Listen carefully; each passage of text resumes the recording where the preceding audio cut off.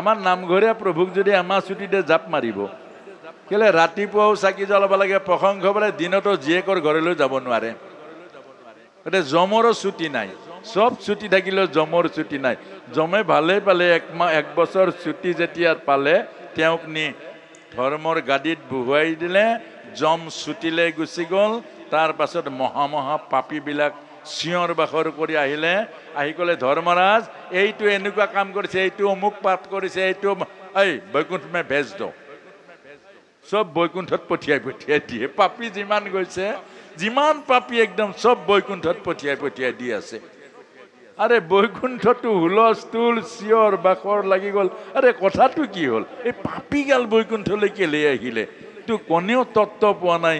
তেতিয়া ভগৱান বিষ্ণুৱে ফোন লগাই দিলে ধৰ্মৰাজলৈ আৰু ক'লে, অ প্ৰভু মই ছুটিত আছো। আৰে ছুটিত আছো, এই যে পাপীবোৰ কেলে পঠিছে, বোলে সেইটো নাজানো, আপুনি নতুন এপইণ্টমেণ্ট দিয়া জনাহে আছে। ক'ত মই এপইণ্টমেণ্ট দিছো, এই তুমি ঘূৰি আহা। বিষ্ণু ভগৱান গ'ল, গৈ সেইজন একদম পুৰা বহি আছে। সুধিলে তুমি এইবোৰ কি কাম কৰিছা? বোলে প্ৰভু ঠিকে কৰিছো। কি ঠিকে কৰিছা? আপুনি কোৱা নাই জানো উপকাৰ কৰিবলৈ? মই উপকাৰ কৰি আছো আৰু এই পাপীবিলাকক চব বৈকুণ্ঠলৈ পঠিয়াই দি আছো। তেতিয়া যমৰাজাই সুধিছে যে প্ৰভু আপুনিতো চাইন, বোলে এইখন মই চাইন, জাল কৰি দিলে। বোলে জাল কৰি দিলে। প্ৰভু হাতী এটাই কৈছিলে কিন্তু জীয়া মানুহ বৰ খাতাৰনাক। গতিকে আজিৰ পৰা ইয়াত জীয়া মানুহ অনা বন্ধ। তেতিয়া ক'লে এইজনক যে তুমি আৰু য'ৰ পৰা আহিছ, ক'লে যাম, আপুনি কোৱা নাই জানো এবাৰ বৈকুণ্ঠ পালে আৰু যাব নালাগে? তেতিয়া ভগৱানো ফচি গ'ল, হয় এইটো আকৌ এবাৰ ইয়ালৈ আহিলি ভগৱানক দৰ্শন কৰিলে ক'ত যাবগে।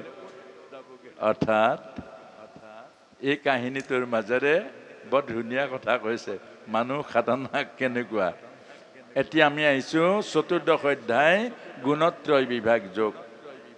গুণত্ৰয় মানে আমাৰ ভিতৰত আছে 3 গুণ, সত্য ৰজ তম। এই 3 গুণে আমাক কামবোৰ কৰাই। মনত ৰাখিব, কোনোবাই চুৰ কৰিছে, কোনোবাই ডকাইত কৰিছে, কোনোবাই ধমকি দিছে, কোনোবাই সত্যগুণৰ, কোনোবাই শান্ত, কোনোবাই সৌম্য। এইটো গুণে কৰাই। আমি যে ভাওনাৰ ভাওবোৰ দিওঁ, যিজন ধুনীয়া খোজ কাটাল মিঠা মিঠা কথা কয়, এইজনে নাৰায়ণ পাৰিব। যিজনে দম দিব পাৰে, এইজন দৈত্য। অৰ্থাৎ আমাৰ ভিতৰত থকা গুণৰ প্ৰকাশ হ'ল খাদ্যৰ পৰা হয়।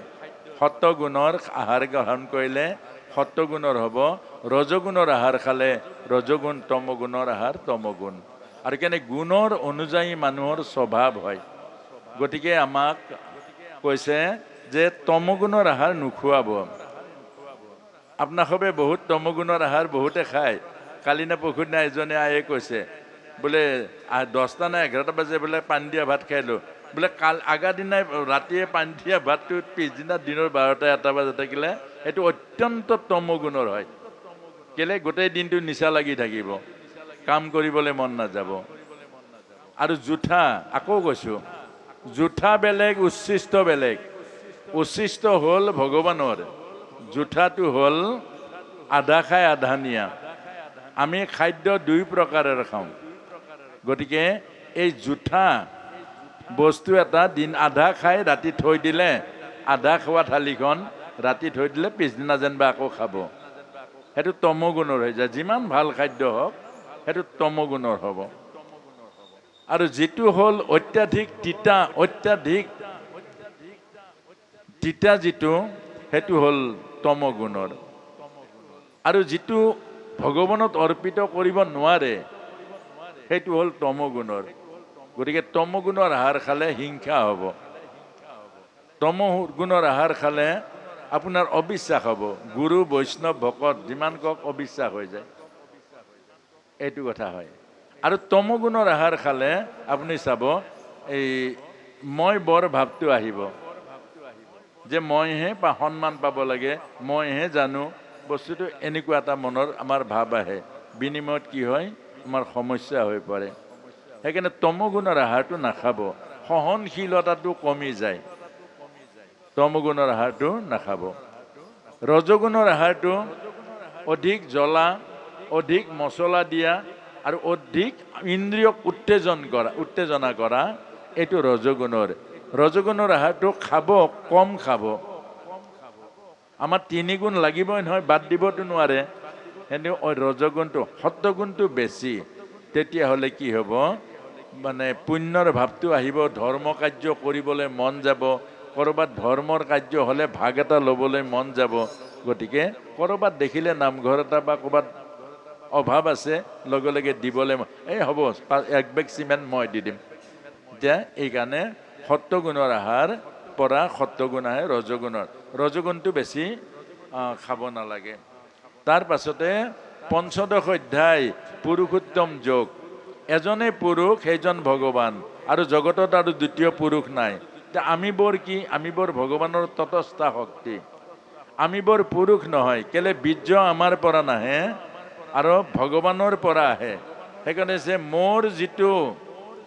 মোৰ যিটো বীৰ্য, এইটোৰ দ্বাৰাহে সন্তান হয়, আন বীৰ্যসকলৰ সন্তান নহয়। নহ'লে প্ৰতিটো বীজেই গছ গজিলহেঁতেন, প্ৰতিটো বীজৰ পৰাই সৃষ্টি হ'লহেঁতেন। যিটো ভগৱানৰ বীজ, য'ত আত্মা বা য'ত প্ৰাণ থাকে, সেই বীজৰ পৰাহে জন্ম পায়, চব বীজৰ পৰা জন্ম নাপায়।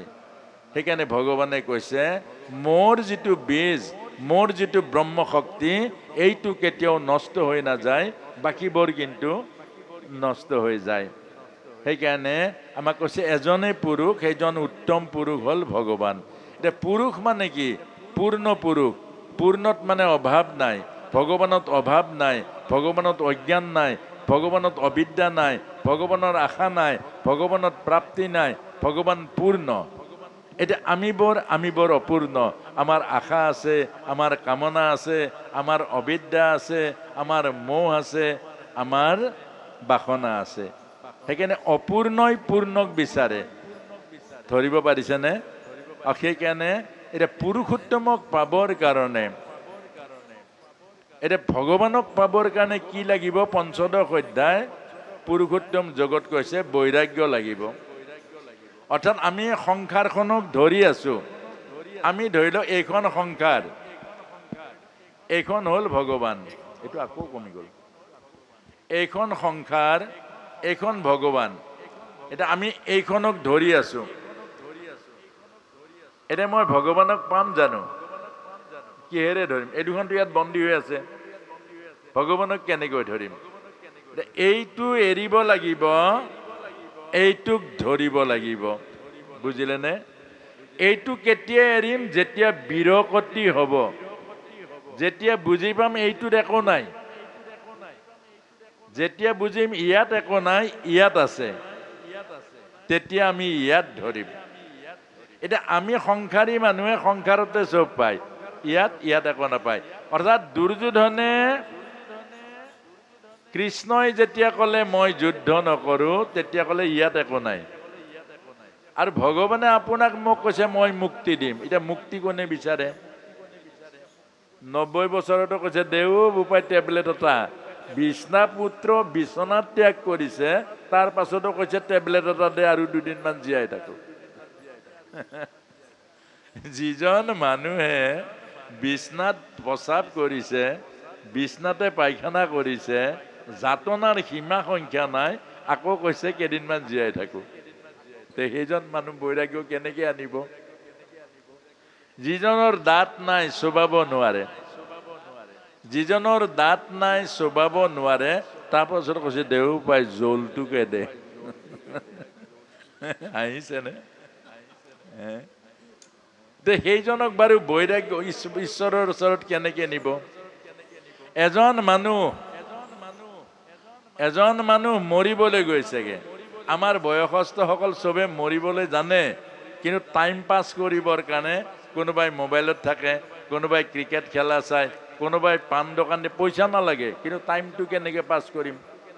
পইচা নালাগে, ঢেৰ আছে বোপাই। মোৰো পেঞ্চন আছে, চাকৰিও 2-3টা আছে, মই কি কৰি থাকিম? সেইকাৰণে মই পাণ দোকান দিছো। তথাপিও ভগৱানৰ নাম নলয়, তথাপিও কোনো সাধনা নকৰে। এইটোকে কৈছে টাইম পাছ। এই টাইম পাছ কৰিবৰ কাৰণে ৰেল লাইনত বহি আছে এজন মানুহ। এজন সন্তই ক'লে, ইয়াত কি কৰিবলৈ বহি আছা? বোলে মৰিবলৈ আহিছোঁ। বোলে কেনেকৈ মৰিবা? ট্ৰেইনখন আহিলে মৰিম। বুঢ়া মানুহ চবে জানে মৰিম, কিন্তু ট্ৰেইনখন আহিলেই মৰিম। ট্ৰেইন মানে মৃত্যু আহিলেই মৰিম। মৰিবলৈ আহিছা? মৰিবলৈ আহিছোঁ। কেতিয়া মৰিবা? কিহেত মৰিবা? ট্ৰেইনখন আহিলে মৰিম। লগত সেইটো কি? ৰুটি ভাজি। মৰিবলৈ আহিছা, ৰুটি ভাজি কেলে? ট্ৰেইন অহাত দেৰি হ'ব নহয়।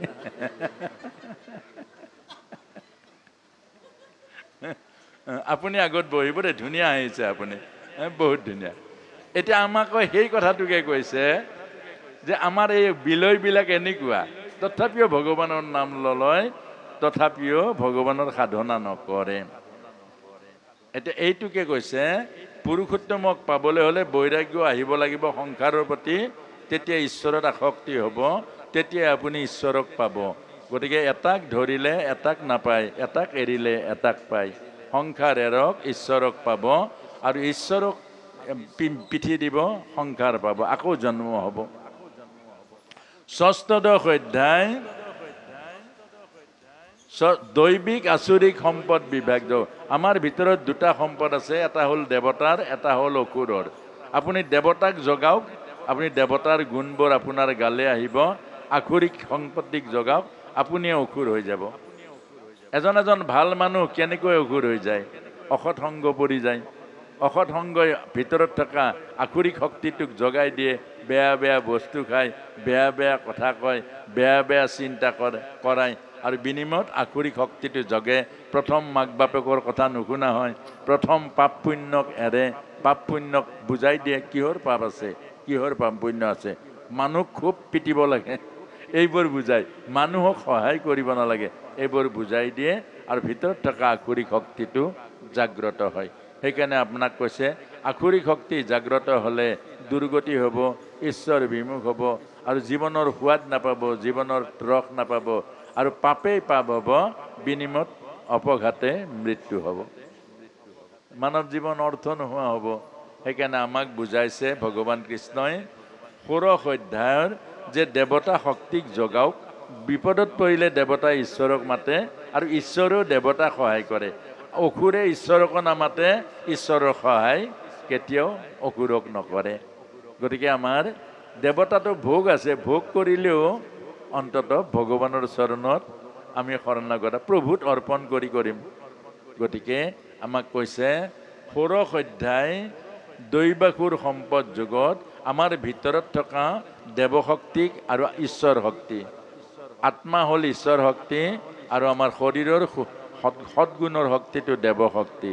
গতিকে দেৱশক্তিটো জগাব, দেৱতাৰ গুণবোৰ আহিব, আৰু ঈশ্বৰৰ কৃপা পাব। কেতিয়াও ভুলতো আসুৰিক শক্তি নজগাব, কেতিয়াও কাৰো পৰা পাপ নল'ব, কাকো অপমান নকৰিব, কাকো আত্মাত কষ্ট পোৱা কথা নক'ব। যদি আত্মাত কষ্ট পোৱা কথা কয়, তেতিয়াহ'লে আপোনাৰ ভিতৰত থকা আসুৰিক প্ৰবৃত্তিটো বাঢ়ি যাব, কংসৰ নিচিনা। আৰু শেষত গৈ কি হ'ল? এইটো টানি নিছে, একদম কথা ক'ব নোৱাৰে। বাই, এইটো কি হ'ল? এটা দিয়া, বাকীবোৰ চব বন্ধ কৰি দিয়া, অকল এইটো দিয়া, এইটো দিয়া। এতিয়া আমাক এই কথাখিনিকে কৈছে। সপ্তদশ অধ্যায় শ্ৰদ্ধাত্ৰয় বিভাগ যোগ। শ্ৰদ্ধা তিনি গুণৰ। এক শ্ৰেণীৰ শ্ৰদ্ধা মানে এতিয়া আপোনাক সেৱা কৰিব, আৰু বাটত যাই এইটো বদমাছ, আকৌ এইটো মানুহক দেখুৱাই মই সেৱা কৰিছোঁ, সেৱা কৰিলে কিটো হ'ব? ইয়াক কেতিয়াবা পালে দিম পিটন। আপোনাক সেৱাও কৰিলে এইটো ওলালে যে এতিয়াই দেখিব আমাৰ নামঘৰীয়া প্ৰভুৱে নাম গালে, পৰি পৰি সেৱা কৰিলে, কিবা কাৰণত যদি নামঘৰীয়া প্ৰভুৰ গৰুটো সকামত এফালে আছে, গৰুটো গৈ ধানত লাগিল লেঠা, বোলে এতিয়া তোমাৰ ঘৰতে নাম গা, সেইবিলাক কথা নাই, নাম গাছ পইচা দিছো নহয়, গৰু কেলে ধান খাব? এনেকুৱা ধৰিব, আপুনি আৰু বুজাব নোৱাৰে। এইটো হ'ল তমগুণৰ শ্ৰদ্ধা। সেইকাৰণে তমগুণৰ শ্ৰদ্ধা কেতিয়াও স্থায়িত্ব নাই। নামঘৰৰ চান্দা বিচাৰি যাওঁতে আপুনি চাব,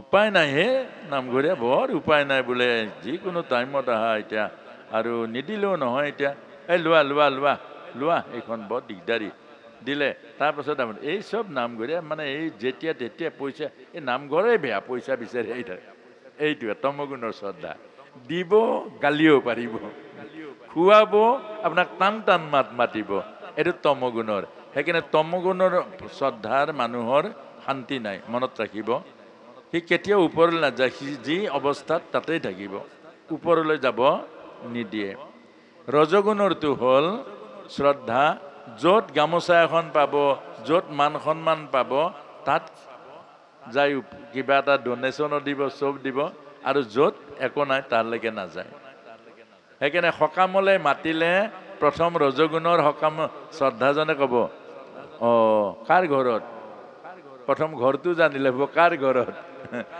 তাৰপিছত যদি কয় অমুকৰ ঘৰত যে দুখীয়া মানুহ এক ঘৰত ক'লে তাৰা মোৰ কঁকালটো বিষেই এটা কঁকাল বিষ ওলাই যাব ৰজগুণৰ শ্ৰদ্ধা হ'ল তেনেকুৱা য'ত কিবা এটা পায় তালৈ যাব আৰু য'ত নাপায় তালৈ কেতিয়াও নাযায় সত্যগুণৰ হ'ল য'ত ভক্তি আছে তালৈ যাব আৰু য'ত শ্ৰদ্ধা আছে তলৈ যাব আৰু তাৰ পাছতে য'ত অশ্ৰদ্ধা আছে তালৈ যাব কেলে অশ্ৰদ্ধা য'ত আছে শ্ৰদ্ধা শিকাব আৰু শ্ৰদ্ধা য'ত আছে তাত প্ৰভুৰ গুণানুকীৰ্তন কৰিব গতিকে সত্যগুণৰ মানুহৰ শুদ্ধ বিচাৰ তাৰমানে য'তেই যাব কল্যাণ কৰি আহিব এইকাৰণে এইটো হ'ল সপ্তদশ অধ্যায় এতিয়া আমি আহি পাইছোঁ অষ্টাদশ অধ্যায় ক'বলৈ